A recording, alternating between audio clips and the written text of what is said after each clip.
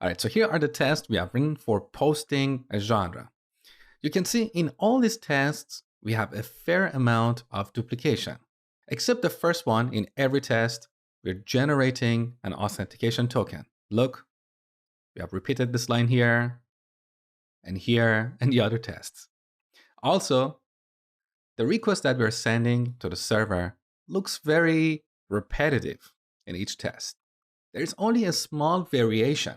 For example, in one test, we may want to set the name to a short string or to a long string, or we may want to remove the authorization token, but the rest, the body of this request, the general template, the general structure remains the same. So in this lecture, I'm going to show you a technique to refactor these tests.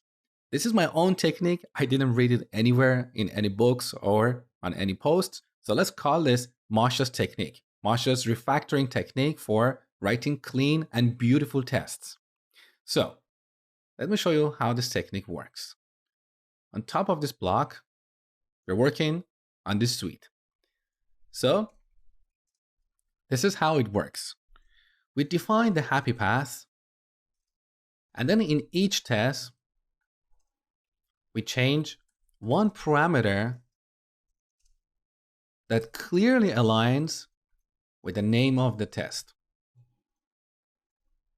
It may sound a little bit ambiguous, but trust me, it's actually very easy. So let's define the happy path first. What is the happy path? Well, here we have a test for the happy path. Here is our happy path, right? So this is the template we want to extract and put it somewhere else. So I'm going to cut this code here and just add a to-do comment so we come back to this. So on top of this test suite, here, I'm going to define a function. Let's call this execute. So we're executing this request, okay? This function includes this code. Okay, now here we want to return the response, so let's return it immediately. And also because we're using await, we should add async here. So now with this simple refactoring, we can go back to our test, and where I left this to-do comment, we can simply call the execute function, await it, and get the response. Now in this test in particular, we are not working with this response, so we can delete it. Now, let's go back to our first test. Let's refactor this test here. Should return 401 if client is not logged in. So look at how we are sending this request and compare it with what we have here. The only difference is on this line where we set the authorization token. So technically, we can replace these few lines with a call to our execute function. We await it and get the response. But before calling this, we need to get rid of this token. Now we can pass this token as a parameter to this function, but I'm personally not a fan of passing parameters around because that's a very old and procedural way of programming. So I would rather to define this token as a variable in this block, token. Now here, initially token is undefined, and we're going to come back to this in a second. But back to our test, in order to test a scenario where the client is not logged in, we want to explicitly set the token to an empty string. So in this test, we don't have a token, but in other tests, we do have a token. So we should set this token to a valid JSON web token before each test.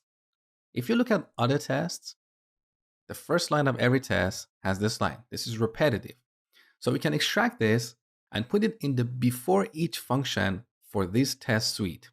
So I'm going to cut this from here. Back to our suite. Let's define before each. We give it a function. And here we simply set this token. Now make sure to remove this constant. Otherwise, here you will define a token with a different scope, but we're working with a token that is defined at the test suite level. So remove the constant. All right, now, before each test, we're initializing token to a valid JSON web token. And in this test in particular, to simulate the scenario that client is not logged in, we explicitly set the token to an empty string. Now our test is only 3 lines of code. It's very clean, very clear, and what we have here clearly aligns with the description of the test. Now let's take this technique and apply it to other tests. So here's the second test. We should return 400 if genre is less than 5 characters. Again, we replace these few lines with a call to our execute function, await it, and get the response. Now, what is the scenario we're testing? Genre less than 5 characters. So similar to the token, we can define genre as a variable in this test suite. And then we change this variable in each test. So this is where we define the token. Let's also add the name of the genre. Now here in our execute function, we have hard-coded this genre. We should get rid of this and set the name of the genre in each test explicitly. So here I'm going to change this to name, or in ES6, we can make this code shorter. So if the key and value are the same, we can just add the key. Okay. Now in before each, we want to set the values for the happy path. So we set the name to genre 1. Now back to our test. So in this test, we want a genre that is less than 5 characters. So we set the name to 1, 2, 3, 4. Again, look, only 3 lines of code. And what we have here clearly aligns with this description. Let's move on to the next test. This time we want to test if genre is more than 50 characters. We don't need the first line because we initialize the token in before each function. Now here, we're setting the name, but remove the constant. Otherwise, this will be a different constant with a different scope. So delete. Now we replace these few lines with a call to our execute function, await it, and get the response. Beautiful. Now for the last 2 tests, because we're only dealing with the happy path, we don't need to modify the token or the name.